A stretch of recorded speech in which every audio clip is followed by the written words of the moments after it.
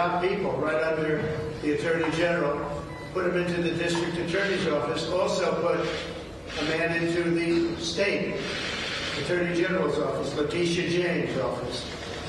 Happened to be the same man. This is coming right from the White House. This is a disgraceful situation. The country's never seen anything like it. But this expert witness, highly respected by everybody, with a resume that few people have ever seen before, said there was no fraud, there was no accounting fraud, there was nothing. And this is what we're doing here while people are being murdered right outside on the sidewalks and the streets of New York, while people are experiencing horrible, violent crime at levels that nobody's ever seen in this city before. This is what the Attorney General is spending all the time on. So just to put it, finally, he's going to continue to testify, but I don't imagine he's going to be changing his basic statement. His finding is that there was no accounting fraud whatsoever.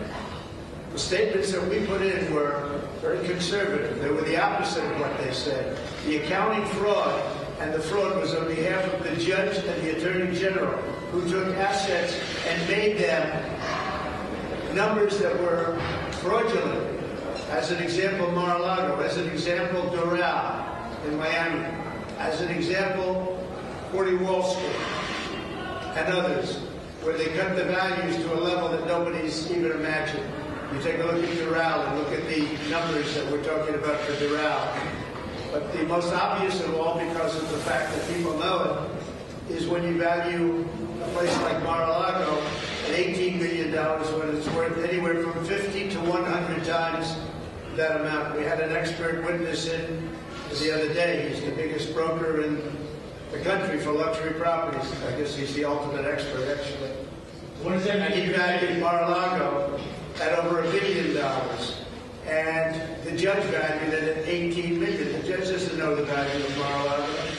And the Attorney General is the one that convinced the judge to say that. It's a fraud. The whole case is a fraud. What they've done is they've weaponized justice, and this is coming from the White House, because I'm beating Biden by a lot, and this is coming right out of the White House. You know it, I know it, and they know it. So just to end this, the expert witness, one of the most highly respected people in the country for doing this kind of work, found absolutely no accounting fraud. This case should be ended. Also, the judge, as you know, was rebuked in that he was overturned by the appellate division of the New York State Supreme Court, which is a higher court, a much higher court than where we are right now. The judge refused to acknowledge it. This case would be over, because that was about 90% of the case, having to do with statute of limitations. This case should be over. This case should have never been brought.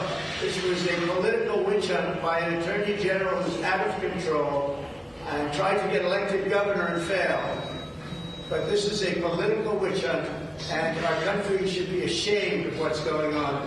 But we will probably go forward, and I'm sure nothing will have any bearing on what this judge does. It's a very sad day for our country, because people are coming in, we can say this every day, and we are totally innocent. This is weaponization of justice. This is something that nobody's ever seen to this extent. It's called election interference.